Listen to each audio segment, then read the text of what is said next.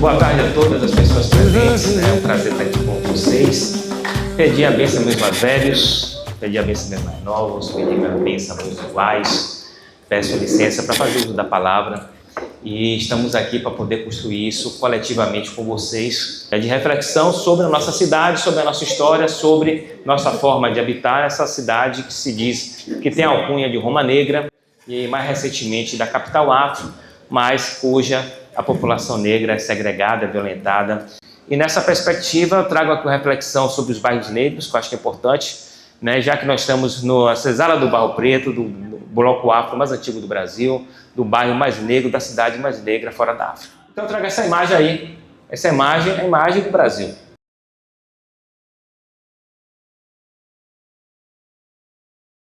Uma família aristocrática colonial portuguesa sendo servida por escravos negros e as crianças na barra das mesas. Isso não mudou em 500 anos. E aí trago esse gráfico que é curioso. Vieram para as Américas 10 milhões e meio de africanos escravizados do tráfico escravo criminoso do século XVI até o século XIX. E o Brasil é o país que recebeu a metade desses escravos, praticamente 4 milhões e meio. Então, além de sermos o último país a abolir a escravidão, né, no final do século XIX, ainda fomos o país que mais recebemos africanos escravizados, o que aumenta, né, a contribuição da população negra africana, vindo de várias África Ocidental, da África Central, da África Oriental, na construção do projeto civilizatório brasileiro. Aí eu trago um pensador importante que esse ano está fazendo 100 anos, Frantz Fanon. Ele tem um livro chamado Os Condenados da Terra. E lá ele fala o seguinte, na luta da Argélia, na luta pela independência dos países africanos, né, que tem na África a cidade do colono e a cidade do colonizado. A cidade do colono é a cidade limpa, organizada, luminosa, bonita. E a cidade colonizada, a cidade suja, feia, né, de violência e degradada. E aí eu trago para vocês a cidade do colono, dos colonizadores do Brasil, né? Pegar todas as cidades coloniais brasileiras, você vai ter o quê? A igreja barroca, você vai ter as casas de câmara e cadeia, né? Os fortes militares, né? E as casas civis. Essas são as construções que estão nos centros históricos de Olinda, de Salvador, de Recife, de Maranhão, do Rio de Janeiro, de São Paulo. Tudo construído por quem? Pelos escravos que vieram da África. E qual é a cidade dos colonizados? Né? Das senzalas, né? dos engenhos de cana-de-açúcar, das fazendas de café, né? As palafitas, né? São, né, os cortiços, no final do século XIX e do século XX, da Primeira República, que foram destruídos, expulsaram a população negra, né? As favelas e os conjuntos habitacionais que pegaram a população do centro da cidade, como o Pelourinho, por exemplo, e jogaram lá, né? Um local no meio do mato que não tem ônibus, que não tem escola, que não tem posto de saúde, que não tem nada, né? Essa é a cidade dos colonizados, da população negra no Brasil. Mudou o que em 500 anos? Nada, né? O que é que tem hoje aqui? A cidade branca do colonizador, né? Os condomínios fechados de Salvador, né? Condomínio Aquários, né? Condomínio Le Parc, Manhattan, né? Que é, né? Só falta ter o quê? Só falta ter a maternidade para nascer e falta ter o quê? O cemitério para morrer, porque o resto é tudo lá dentro, né? A criança nasce, estuda ali dentro, tem um médico ali dentro, tem escola ali dentro, quando forma trabalhar lá dentro, né? Não conhece o resto da cidade. São as cidades fechadas, as cidades dos herdeiros da colonização. E a cidade, né, dos herdeiros dos colonizados, essa cidade da resistência, né? São os bairros, são os quilombos urbanos, né? São os terreiros de candomblé, são os blocos afro, são os afoxés, são as congadas, são os reisados, são os foguedos, as casas de samba de roda, né? As casas de capoeira, né? Então em 500 anos, né, a relação, né, Casa Grande senzala no espaço urbano não mudou muita coisa. Tem um termo novo que o campo da arquitetura urbanina está construindo, né, que chamado bairros negros, porque as ocupações informais da população negra, onde a população negra, onde o povo negro vive, como é que o pessoal chama da academia, dos órgãos públicos, do planejamento, de habitação, chama de quê? Deram muitos nomes, né? Chamaram de favela, depois chamaram de invasão, depois chamaram de ocupação, chamaram de assentamentos subnormais, bairro popular, assentamento precário, chamaram até de ocupação espontânea, como se surgisse do nada, né? Né? Como se caso surgisse do nada, né? E aí pronto, são os nomes que deram, né? Mas sempre na perspectiva do quê? Da falta, da carência, da precariedade, falta isso, falta aquilo, né? E numa perspectiva, às vezes, de classe, de rico e pobre, né? Numa situação de exclusão socioeconômica. Essas nomenclaturas não dão conta da especificidade, da complexidade, né? Das pessoas que lá habitam. E sempre é quadrada na questão da precariedade, da falta, então na questão da pobreza. É uma questão econômica. E aí eu trago essa imagem. Eu sempre gosto de brincar com essa imagem. Sabe que planta é essa? Vocês sabem? Não tem ideia aqui? Essa é a planta que Tomé de Souza trouxe para fundar Salvador. Né? E a pintura que os viajantes faziam de Salvador. Salvador, quando os portugueses chegaram, trouxeram um plano, né? Primeira cidade do Brasil ser construída com planejamento. Ele está falando de plano diretor, mas Salvador nasce de um plano. Mas esse plano é um plano português, um plano colonizador, de invasão dos territórios indígenas que estavam aqui. E tem uma cidade o quê? Fortificada. A cidade murada lá em cima para se proteger das invasões de nações estrangeiras, sobretudo os holandeses, os tupinambás que estavam no redor, e toda a murada. Isso aí, todos os estudantes de arquitetura e urbanismo, de história, estudam isso no Brasil todo. Mas eu faço uma pergunta para vocês, que eu faço aos meus alunos em sala de aula. O que está além desses muros? Você olha esse mapa aí, tem um porto, tem um centro da cidade e a praça municipal ali, ó. A praça municipal, aquela praça fundou o Brasil. O poder colonial instalado. E os casarios dos donos de engenho e o muro, a fortaleza, né? O que há depois dos muros de Salvador? Aquele mapinha corresponde àquela mancha preta ali, ó. O centro histórico de Salvador. E o resto da cidade que está depois dos muros é o quê? Os quilombos, os terreiros de candomblé e as habitações de escravos. Então nós temos o que ali? Quilombo do Buraco do Tatu, do século XVIII. No miolo da cidade, o quilombo do Cabula, do século XVIII, o quilombo do Beru, do século XIX. Temos o quilombo do Urubu, da Grande Negra Zeferina. Temos o quilombo dos Mares. E os terreiros ali, ó, no subúrbio, no centro da cidade, no miolo da cidade, né? E ali colado na mancha preta no centro da cidade, as habitações escravas. Nós tínhamos o quê? Os escravos de ganho, os escravos de aluguel e os libertos que tinham que morar. Eu morava onde? Nessas palhoças em volta dos muros da cidade.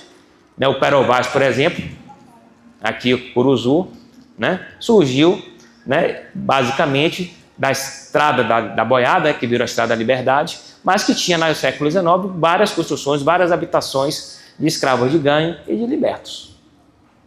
Então essas três formas de habitar a população negra, né, ainda está faltando os indígenas, né? Os quilombos, os terreiros e as habitações escravas foram os elementos geratrizes de 70% dos bairros dessa cidade. Tem a narrativa de que Cajazeiras começou com o projeto Cagi. Oh, pelo amor de Deus. Então você vai para a historiografia, a memória da cidade, a historiografia, todo mundo vai dizer que ali Cajazeiras é um bando de mato e que surgiu com o projeto Cagi, que é o projeto habitacional do governo do Estado, né? O maior projeto de habitação da América Latina, né? E a população negra que existia lá? E o quilombo do Urubu, né? E o quilombo do Beru, e o quilombo do Buraco do Tatu, e os terreiros que tinham lá, né? Eles que fundaram os bairros dessa cidade, né? Eles são os berços dessa cidade e, consequentemente, eles conduziram o processo de urbanização desses bairros. A gente traz o conceito, né, o nome de bairros negros, né, para poder analisar esses bairros a partir de outra perspectiva, a partir de outras categorias de análise, né? Poder, né, dialogar com a realidade dessas populações. Né? Porque quando a gente faz uma análise clássica, né, de gabinete no órgão de planejamento, a gente vai olhar o que no bairro? Né? Gabarito, áreas verdes, sistema viário, infraestrutura, né? A gente vai trabalhar com essas categorias mais clássicas, né? Paisagem, né? Mas para poder, né, trabalhar com a realidade de Salvador e sua população, a gente tem que trabalhar com as categorias que essa população, né, construiu historicamente. E quando a gente analisa os bairros negros, a gente tem que falar de quê? De historicidade e memória da população negra, os ofícios, o trabalho e a ocupação da população negra dentro daquele bairro, dentro daquele território, as formas de sociabilidade e agremiações da população negra, as diversas manifestações culturais que dão naquele bairro, as diversas religiosidades, a presença do matriarcado dentro do bairro e as diversas formas de racialização.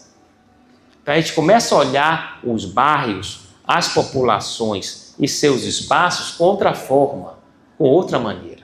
Os corpos negros individuais e coletivos deixam marca na cidade, escrevem marca na cidade. Nós chamamos de afroinscrições. Todos nós temos memória individual e temos memórias coletivas, né? E elas marcam, elas grafiam o espaço. Então tudo que se movia na cidade no século XIX, século XVIII era negro.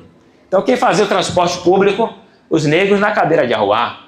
Quem fazia, né, transporte das mercadorias, chegava no porto, os escravos de ganho.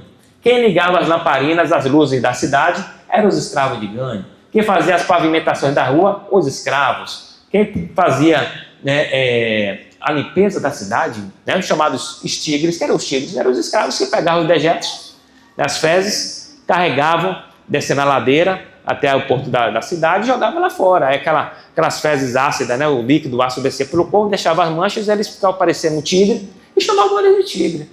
Então, toda a infraestrutura urbana, toda a sua organização, todo o seu funcionamento se dava a partir dos corpos negros. Ofícios, trabalho, ocupação e atividades econômicas da população negra no século XVIII, século XIX e hoje, né, nos bairros populares, né, comércios familiares, né, individuais, né, trabalhador ambulante, né, camelô, que são hoje, digamos, a resistência, a atualização e a continuidade, né, das aguadeiras que vendiam água nas cidades, os escravos que vendiam água, as quituteiras, né, os escravos de ganho que eram alfaiates, que eram sapateiros, que eram barbeiros, que faziam serviço na cidade.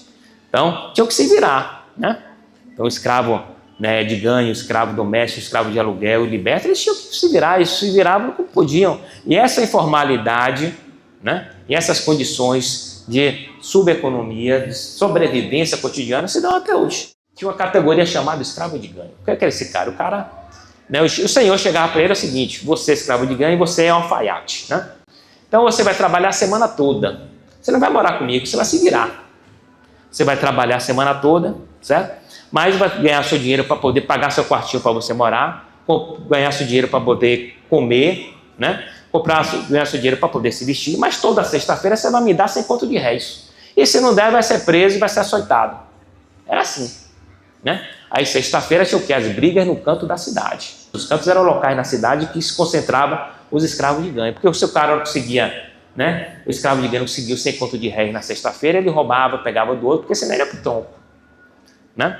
Então, né, o senhor não tinha nenhum ônus com ele. Então, qual a diferença hoje, né, de um taxista, de um cara do Uber, que trabalha a semana toda em Salvador? O dinheiro que ele faz no corre do dia a dia, tem que pagar a gasolina, a manutenção do carro, tem que pagar, né, tirar dali o dinheiro, o sustento dele, a roupa dele, a alimentação dele, o vestimenta dele, a sustentação da família dele. E na sexta-feira tem que pagar o aluguel do táxi, tem que pagar o aluguel do ônibus ou do Uber.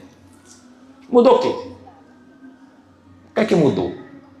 Nada, né? Só mudou os nomes. Antes era escravo de ganho, agora é o Uber, né? Ou então empreendedor, né? O empreendedor individual, esse negócio aí. Então a gente tem, né, muitos grupos, né, clubes de negros que eram muito fortes em Minas Gerais, São Paulo, né? Aí temos os afoxés, temos os blocos afro aqui criados, né? Grupos de bandas, né, de fanfarras negras, clubes, né, de futebol negros, e a gloriosa Frente Negra Brasileira foi fechada na época de Getúlio Vargas. Então, houve nos bairros negros um processo de organização social, né, de criar as suas agremiações, né, seus clubes, suas associações, né, para poder ter uma forma de convívio e manutenção nesses bairros, né? E a Liberdade é um exemplo disso, né? Com o Muzenza, com o Leaie, né, com os grupos de samba junino e tantos outros.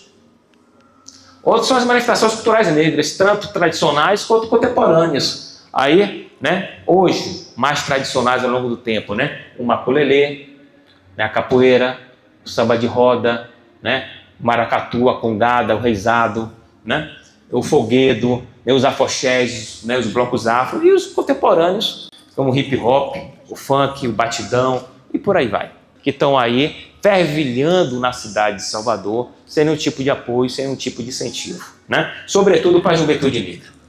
E para finalizando, a religiosidade negra, que é extremamente importante, né? A gente está falando de religiosidade, espiritualidade, que vai desde o catolicismo de preto, né? Que vai passar também pelas irmandades religiosas pretas, que foram extremamente importantes no século XVIII e XIX para a alforria, para a liberdade do povo negro. Os diversos terreiros de candomblé, que Salvador tem mais de 1.400 terreiros, né? E mais de 48 nações, né? Na nossa cidade, né? Inclusive os cultos, né, evangélicos e neopentecostais, que também a grande maioria é constituído pela população negra. Então essa diversidade, né, que constitui também uma forma de preencher a lacuna do Estado, no sentido de poder dar o conforto, não só espiritual, mas também social, de integração, né, de comunidade ampliada, de família extensa, e estar ali ajudando os infortúnios da vida, os aspectos, né, de saúde, de educação, de trabalho, de emprego, né, dando essa assistência, essa rede de assistência social que as religiões africanas ou a religiosidade negra constrói nos bairros negros, né? O matriarcado, né? Isso aí não precisa nem dizer, trazendo aqui as imagens, né?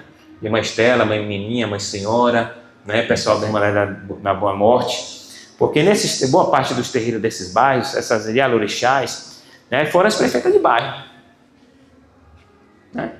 Quem é que negociava lá no canto A, né? Quem é que ocupava tal e tal terreno em volta, né? Num raio importante, no terreiro do canto A, né? Quem é que negociava a ocupação em volta do Alaqueto no Cosme de Farias, né?